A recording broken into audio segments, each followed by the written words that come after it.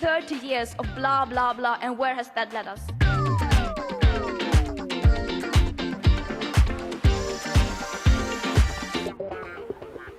What has COP26 achieved? Has anyone here been meaning it, or has it all just been blah, blah, blah? Well, let's start at the easy end and work up to the hard stuff. Point 1. There's a new US-China agreement. The US and China, guided by their veteran climate envoys John Kerry and Xi Jinping, I hope I've said that right, have made an agreement to work together this decade to limit global temperature to 1.5. That's a good step, since they're the two countries emitting the most carbon at present. And it might put a dent in the anti-China racist rhetoric that's been growing in these times, fanned by right-wing politicians and media. Scapegoating China provides an excuse for disavowal and inaction elsewhere. It's not worth any of us bothering to do anything, is there, if China isn't bothering? So we may as well go flying or whatever we want to do. Some UK media, in fact, tried to make out that China was turning its back on the COP just because the president of China didn't make an appearance here. They didn't highlight the fact that China's most experienced climate negotiator was here, a rather more relevant person at climate talks. Let's face it, even the UK's PM, Boris Johnson, has barely been around, despite the UK being the COP's host this year. I said the US and China are the biggest emitters in the world. Well, they are currently, but if you include historic emissions, China slides rapidly down the list, and the UK slides up because, as we all know, the UK started the Industrial Revolution, which started putting massive quantities of carbon into the atmosphere. And a lot of the carbon currently up there, still causing trouble, is carbon that the UK has been putting up there for over 200 years. But there's also another, less well-known reason why the UK really needs to be up there at the top of the league of carbon addicts. And here's Donald McCarthy to explain why. The most important thing to remember about the United Kingdom is that we're like a we're like a publican. He's actually halved his own alcohol consumption. But the United Kingdom is a seller of alcohol. What do I mean by that? 15% of global investments in new fossil fuels come from the City of London. Two oil companies are investing hundreds of billions of pounds. Two British oil companies, Shell and BP, are investing so much money, it's twice the carbon emissions of the United Kingdom. And then we're over 50% of the global insurance market for fossil fuels, coal, oil and gas. And finally, we're a major centre for the PR agency that actually put huge amounts of effort through the media to get social permission and greenwashing for the banks, the fossil fuel banks, and for the fossil fuel corporations. So if you look at the United Kingdom as a whole, per person, we're probably 15 times more responsible than almost any country in the world, because we are a massive centre of the global fossil fuel industry that people never talk about. So when people talk about China, China is responsible for direct emissions mainly because it's become the manufacturing centre for the world. So they export a lot of their emissions. But the United Kingdom is a centre of the investment industry, insurance industry, and PR industry that actually runs and motors the fossil fuel industry across the planet. And so that's why we have a massive carbon footprint that's never attributed to us. Point 2, deforestation. The second positive outcome from the COP is that more than 100 countries have now promised to end deforestation by 2030 or even to reverse it. Importantly, this includes Brazil, home to the Amazon rainforest. And as many of you will have read, the Amazon had reached a terrifying tipping point where the trees were no longer absorbing carbon, but were beginning to emit it. The third point is methane. The US and the EU have now announced a global partnership to cut methane emissions by 2030 by 30%. And that would be one of the best ways to reduce global warming fast, because methane is about 28 times more powerful than carbon dioxide at warming the Earth on a 100-year timescale, and more than 80 times more powerful over 20 years. So if you can reduce the methane we emit, it can buy us time to work on the rest of the greenhouse gases. Point 4, ratcheting up the NDCs. A group of the 20 most climate vulnerable countries formed the Climate Vulnerable Forum, or CVF, in 2015, and this group has been growing rapidly. Last week at the COP, the CVF swelled to 55 countries, and they signed a climate emergency pact. And one of its key demands was that the NDCs are ratcheted up every year. I'll let Mark explain more. So the CVF has got a whole manifesto going up into the COP. Central to that is the idea of a climate emergency pact. So, I mean, there's different components to that, but basically it's an end to business as usual. This isn't like, we can't just keep coming back year after year, COP after COP, like COP, what's it going to be, COP26 or something? And, you know, we're still talking about carbon markets and all of the modalities of Article 6 and all this sort of stuff. So yeah, we need a step change where it's recognized as being an emergency and a crisis, which needs to be addressed in that kind of fashion. So not just once a year, but in an ongoing sense. And part of what, you know, like, so out of Paris, the NDCs only have to be updated every 5 years. And if you're trying to meet 1.5 and, you know, it's the 2030 emissions goal, which makes the difference to that, there's no point in just doing that every 5 years, because it's, you know, somebody won't be reporting until 2028, and, you know, it's way too late. So one of the central asks for the CVF is to have annual pledges, so that you can up the ambition and kind of, you know, have a kind of ratcheting effect of increasing ambition every single year rather than every 5 years, which is just too slow. Point 5, and this is really the hard stuff, money. Back in 2009 at the Copenhagen COP, the rich countries promised that they would provide $100 billion a year to poor countries to help them become climate resilient. This may sound a lot of money and very generous, but it isn't. In the first place, it's just enlightened self-interest, as Simon will explain. We need to be building bridges, and that can work because there is a common interest. It isn't in Europe's interest to have heating of 2.5 or 3 degrees, just as it isn't in the interests of the Maldives or the Marshall Islands. So that gives us a shared interest, a common platform on which to build an agreement, and then of course come all the discussions about how to deliver it and what it's going to cost. And here are 2 more reasons why $100 billion is, how can I put it, unimpressive. First, $100 billion for the whole of the global south is chicken feed. It's just $1 or $2 billion per country. When you think that the UK spent over $50 billion just on its track and trace system during the COVID epidemic, it puts it into perspective. Mark Carney, who's now the UN Special Envoy for Climate Action and Finance and the financial advisor to the COP presidency, has admitted we need trillions, not millions, hundreds of trillions. And the second point is that this money, this $100 billion, wasn't promised till 2020. That's 11 years after the Copenhagen COP. And yet now, 2020 has come and gone without the money. And in 2021 even, the money still isn't forthcoming. The promise is that it will start to come in 2023. There's also been a little movement on funding for adaptation, preparing for climate impacts like floods and droughts, with perhaps $40 billion a year coming. Not enough to buy a track and trace system from the UK, but something.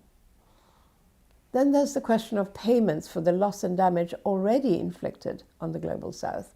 Since virtually all the climate damage has been inflicted by the industrializing processes of the rich North, these countries shouldn't be seen as donors to the South, but as polluters who've messed up the South.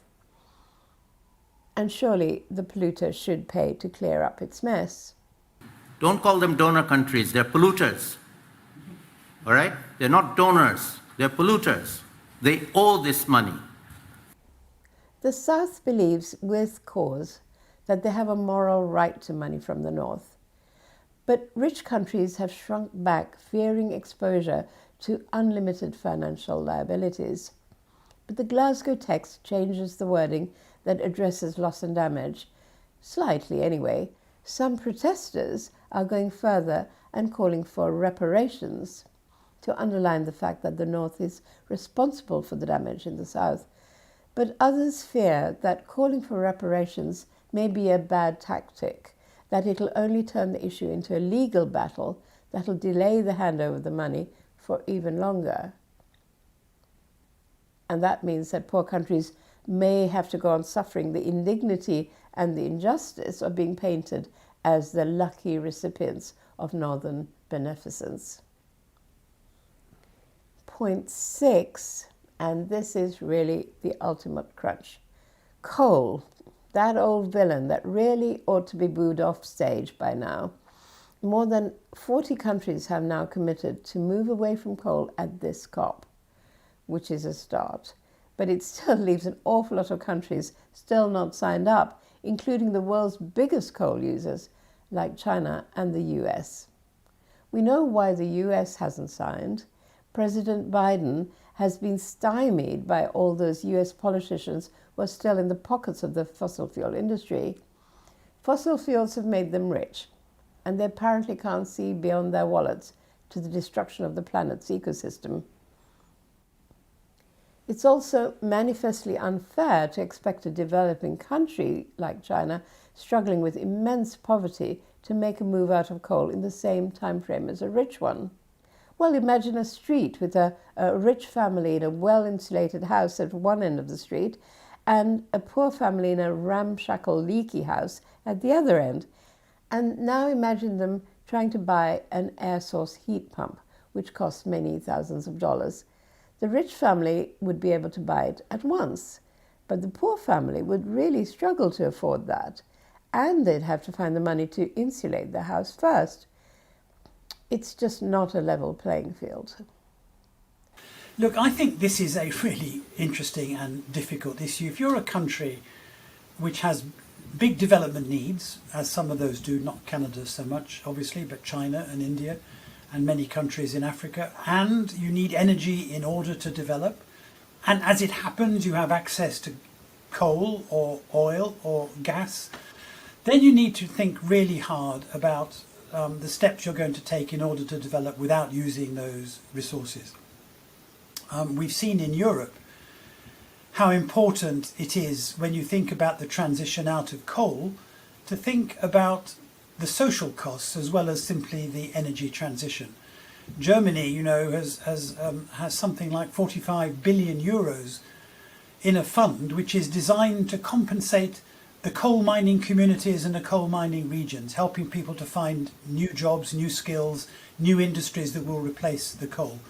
And we know in the UK how difficult it is if the coal mining industry stops to replace the jobs and the livelihoods for people. And we had a long-standing, deep scarring caused by the closure of the coal mines when Mrs. Thatcher was Prime Minister. So I feel great sympathy for countries like India and China who are trying to make this transition. Now, the UNFCCC, interestingly enough, has a device which is highly relevant to this, which is that they ask for two kinds of commitments for countries: the unconditional nationally determined contributions and the conditional nationally determined contributions. And the point of having this second tier, these conditional NDCs, is for countries to be able to say, well, we can do this, but this is the kind of help we need.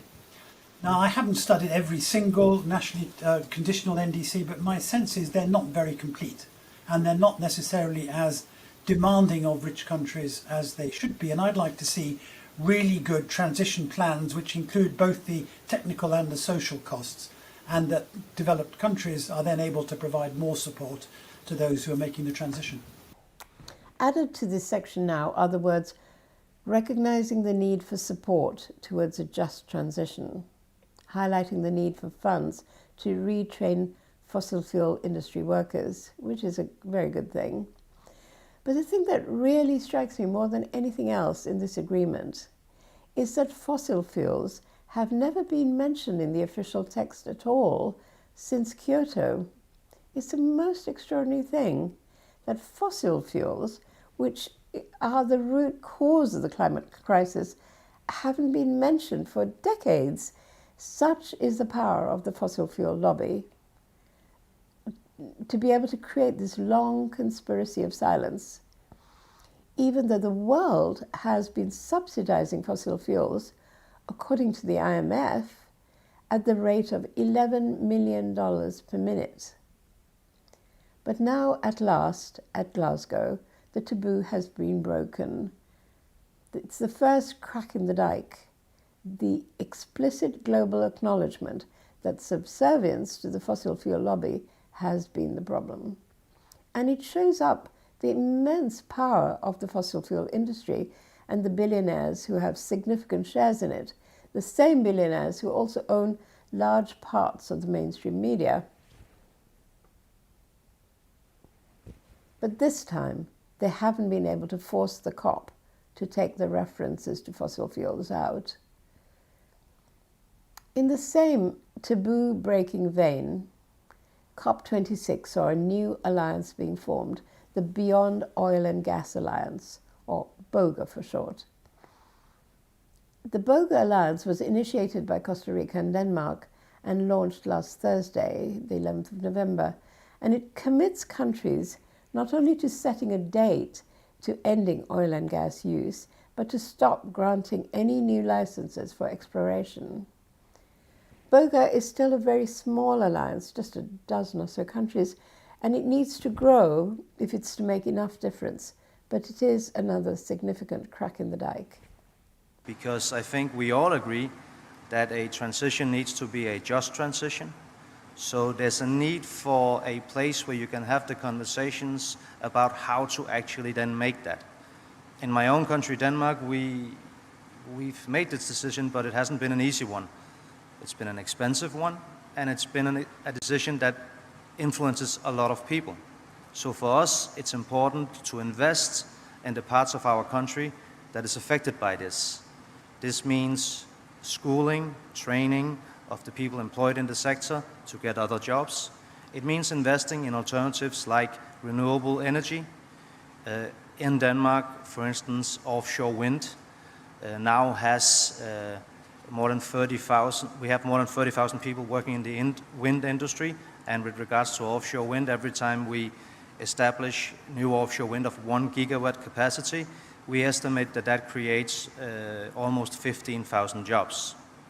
So, given these significant but still small steps, will carbon emissions be cut 45% from 2010 levels by 2030? Because that's what must happen if we're to stop global heating at 1.5 degrees. Here's a statement that caught people's imagination by the EU's climate lead, Frans Timmermans. This morning, or an hour ago, my son Mark sent me a picture of my grandson, Kees, who's 1 year old. I was thinking, Kees will be 31 when we're in 2050. And it's quite a thought to understand that if we succeed, he'll be living in a world that's livable. He'll be living in an economy that is clean, with air that is clean, at peace with his environment. If we fail, and I mean fail now in the next couple of years, he will fight with other human beings for water and food. That's the stark reality we face. So 1.5 degrees is about avoiding a future for our children and grandchildren that is unlivable. I might not reach 2050, probably won't, but he will be there as a young man, and I want him to live peaceful, prosperous life, like I want it for everybody's children and grandchildren in this room. This is personal. This is not about politics. And I don't live in Palau. I don't live on Barbados. I don't live on the Marshall Islands. But there it's even far more personal because you're standing with your feet in the water. And this is what we need to address today. We need to make sure major emitters reduce their emissions so that we keep 1.5 alive. That needs to be at the heart of our conclusions today.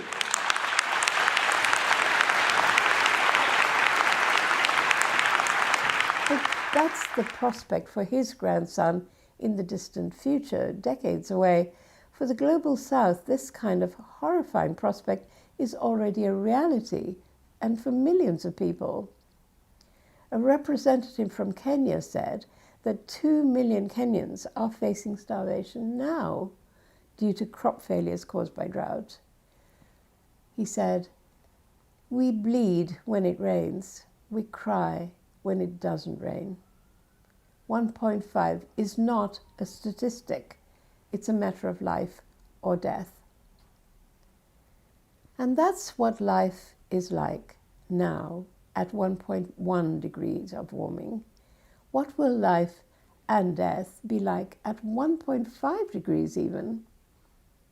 Ideally, we'd return to 1.0 or back to zero, but 1.5 is all we can realistically aim for now. But for a COP to aim for 1.5 even has taken a significant mind shift. It was almost unimaginable back in Copenhagen in 2009. Whenever I asked a scientist or policymaker there about 1.5, they scoffed at my even posing such a question to them. By the Paris COP, though, in 2015, 1.5 could be held as an aspiration, a distant dream. But here in Glasgow, there's been a solidifying for 1.5 as a very real goal that the COP is aiming for. Of course, we're only talking about a psychological shift, not a reality. But what we imagine as humans to be possible is key to the realities we then create. Another world is possible, people were saying at Porto Alegre in Brazil back in 2003 at the World Social Forum, and even further back in 1968 during the Student and Workers' Revolution in Paris. The Situationists were saying, demand the impossible. In other words, we shouldn't stay in the prison we've constructed. We have to step outside the prison door and imagine in order to create the world we want. And we'll only take the low-carbon pathway if the rich countries face up to their responsibilities and act fast. John Kerry, the US envoy, admits that 20 countries equal 80% of the emissions. That's the G20. And he says, they do bear the greatest responsibility. I'm glad he admits it. I hope everybody does now. And he talked up this COP saying, there is a spirit of determination here to get this done and to get it done well. But how will the mainstream media report on the COP? Because a balanced assessment is crucial, since what the media persuades the public of will become a kind of self-fulfilling prophecy. If the media scoffs too much, dismissing the COP as a total failure, that could seriously undermine public belief that there's any point in doing anything. They'll just go on with their casual flying and casual beef eating, and without realizing it, give comfort to the fossil fuel lobby, who then feel they can carry on with business as usual. Conversely, if the media overhypes the outcome of COP26, that could persuade the public that there never really was a problem, and again, carry on with business as usual. So the key question remains, are the agreements now in place meaningful enough to bring about a 1.5 world, assuming they're implemented along a low-carbon pathway? The answer could be yes, if the politicians, especially those in high polluting countries honour their agreements, and if the negotiators can ratchet up improvements year on year at every succeeding COP, and if the rest of us encourage each other enough to reduce our carbon footprints. Not that what we do will make enough difference to save the planet, but because our engagement will maybe help us vote in politicians we recognize as meaning it, and help us see through politicians that really don't. And it'll help us to adapt voluntarily, step by step, to a necessarily different kind of lifestyle, one that is less dependent on high consumption and more aligned to fulfilling our deeper values. So, all in all, is COP26 a success or a failure? Well, the COP consists of a hard-nosed group of negotiators, many of them struggling with sincerity and determination to make progress in a realpolitik hard world. And there might be enough in the cover text now to avoid an irreversible climate cataclysm. The end of the world will probably no longer be nigh. It obviously hasn't moved the dial enough to satisfy those of us fighting for global justice. There isn't enough in these agreements to save the 2 million souls starving in Kenya at the moment, nor the tens of millions of others like them at grave risk in impoverished communities all around the world, nor the hundreds of thousands of species of plants or animals in danger of extinction. For that to be achieved, the COP would have to agree to release the trillions that Mark Carney referred to, the hundreds of trillions, in fact, fat chance, in a place where 0.4 billion or even $0.2 billion are hyped as wonderful acts of generosity. The world is still swung around by the iron fist of a tiny minority of super-rich oligarchs. And unless and until that fundamental global power structure is shattered and a new and empathic democracy, a genuine democracy, emerges, our world will never be just.